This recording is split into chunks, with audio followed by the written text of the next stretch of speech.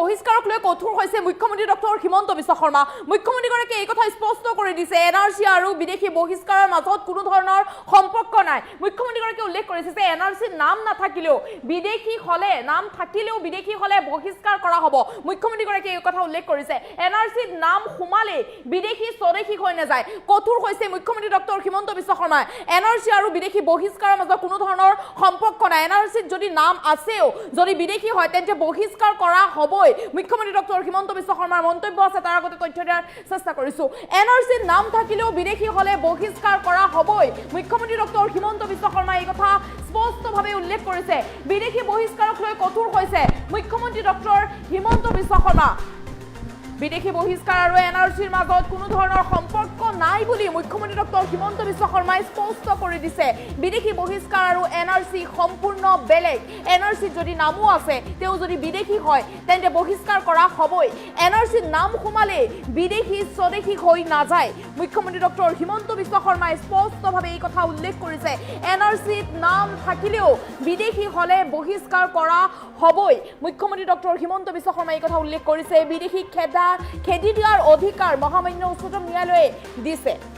এয়া আইন বিৰুদ্ধ কথা নহয় বুলি মুখ্যমন্ত্ৰী ডক্টৰ হিমন্ত বিশ্ব শৰ্মাই স্পষ্ট কৰি দিছে।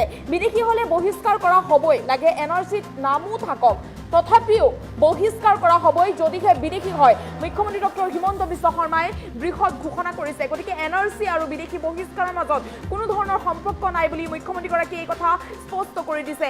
এনআৰচিৰ নাম থাকিলেও বিদেশী হলে তেখেতক বহিষ্কাৰ কৰা হ'বই।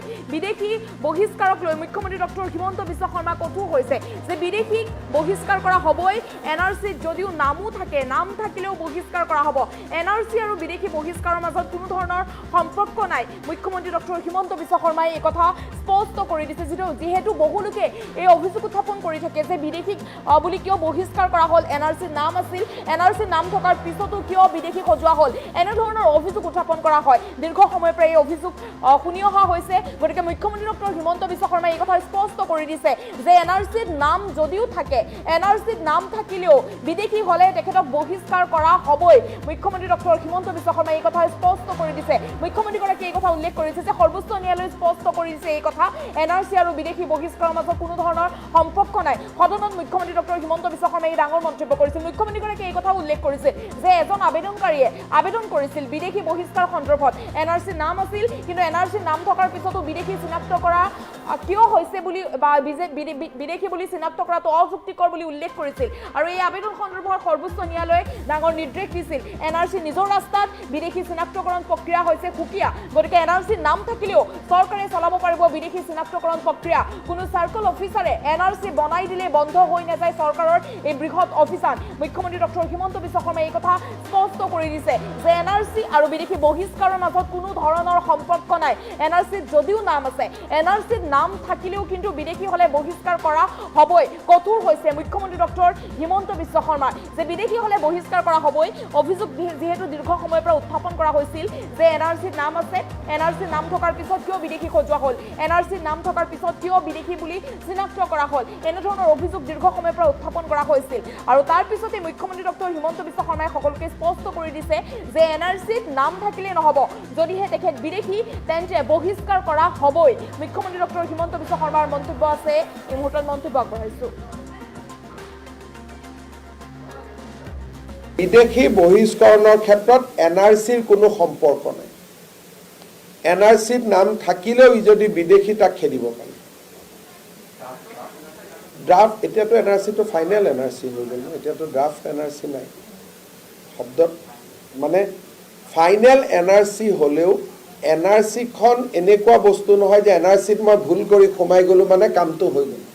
যদি মেট্ৰিক পৰীক্ষা আপুনি বেলেগে বহি পাছ কৰে তেতিয়াহ'লে আপুনিতো ৰিজাল্টটো কেঞ্চেল কৰিব পাৰে।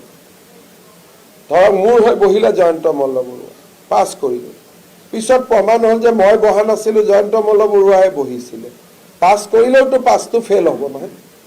গতিকে এনআৰচিৰ নামটোৱে বহুত মানুহে ভাবিছে যে এনআৰচিৰ নাম সোমাল মানে মই স্বদেশী হৈ গ'লোঁ, তেনেকুৱা কথা নহয়। এনআৰচিত নাম থাকিলেও যদি উপযুক্ত প্ৰমাণ থাকে আমি তাক আইনৰ গণ্ডিৰ মাজলৈ আনিব পাৰিম। ৰিজেকশ্যন শ্লিপ দিয়া হ'ব, কিন্তু ৰিজেকশ্যন শ্লিপ দিলেতো খেদা নাযাব নহয়। গতিকে যি ৰিজেক্ট আছে তাক চাওক, কেছ হ'লে কিমান বছৰ কেছটো চলিব? নাই কিমান বছৰ কেছটো চলিব? সেইকাৰণে পুছবেক কৰি দিওঁ, সোনকালে হৈ যায়। এই কেছ মামলাক বিশ্বাস কৰি থাকিলে এতিয়া লাভ নহ'ব আৰু, যিহেতু সুপ্ৰিম কোৰ্টৰ সাংবিধানিক বিচাৰপীঠে আমাক দিছে যে খেদি দিয়াৰ অধিকাৰ অসম চৰকাৰৰ আছে। এতিয়াতো এইটো আইন বিৰুদ্ধ কথা নহয়, এইটোতো জাষ্টিছ সূৰ্যকান্তে দিয়া এটা জাজমেণ্ট হয়। এইটো মই ক'লে ক'ব এই আইন বিৰুদ্ধ কথা কৈছে। পুছবেক শব্দটো কোৱা নাই, ৰিমুভ। হি কেন বি ৰিমুভড। তো ৰিমুভ এণ্ড পুছবেক শব্দটো এতিয়াৰ পৰা পুছবেক নকৈ ৰিমুভ কৰি দিম বুলি ক'লে হৈ গ'ল।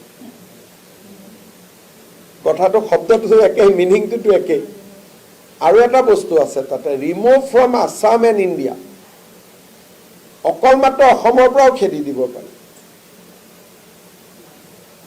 যদি আমি ভাবোঁ যে তেওঁলোক বেলেগ কোনোবা ৰাজ্যৰ পৰা আহিছিলে, থ্ৰু আছাম বা অসমলৈকে ডাইৰেক্ট অহা নাছিল, অমুক ৰাজ্য দি আহিছিল, যি ৰাজ্যলৈ আহিছিল সেই ৰাজ্যলৈকেও আমি পঠাই দিব পাৰোঁ। এখন খুব ভাল হয়, কেতিয়াবা আপোনালোকে পঢ়িব যে foreigners can be remove and evicted. বিদেশী বহিষ্কৰণৰ ক্ষেত্ৰত NRCৰ কোনো সম্পৰ্ক নাই। NRCত নাম থাকিলেও যদি বিদেশী তাক খেদিব পাৰি। ড্ৰাফ্ট, এতিয়াতো NRCটো ফাইনেল NRC হৈ গ'ল ন, এতিয়াতো ড্ৰাফ্ট NRC নাই শব্দত। মানে ফাইনেল NRC হ'লেও NRCখন এনেকুৱা বস্তু নহয় যে NRCত মই ভুল কৰি সোমাই গ'লোঁ মানে কামটো হৈ গ'ল। যদি মেট্ৰিক পৰীক্ষা আপুনি বেলেগে বহি পাছ কৰে, তেতিয়াহ'লে আপুনিতো ৰিজাল্টটো কেঞ্চেল কৰিব পাৰে। ধৰক মোৰ হৈ বহিলে জয়ন্ত মল্ল বৰুৱা, পাছ কৰিলোঁ, পিছত প্ৰমাণ হ'ল যে মই বহা নাছিলোঁ, জয়ন্ত মল্ল বৰুৱাই বহিছিলে, পাছ কৰিলেওতো পাছটো ফেইল হ'ব নহয়। গতিকে NRCৰ নামটোৱে, বহুত মানুহে ভাবিছে যে NRCৰ নাম সোমাল মানে মই স্বদেশী হৈ গ'লোঁ, তেনেকুৱা কথা নহয়। NRCত নাম থাকিলেও যদি উপযুক্ত প্ৰমাণ থাকে, আমি তাক আইনৰ গণ্ডিৰ মাজলৈ আনিব পাৰিম। ৰিজেকশ্যন শ্লিপ দিয়া হ'ব, কিন্তু ৰিজেকশ্যন শ্লিপ দিলেতো খেদা নাযাব নহয়।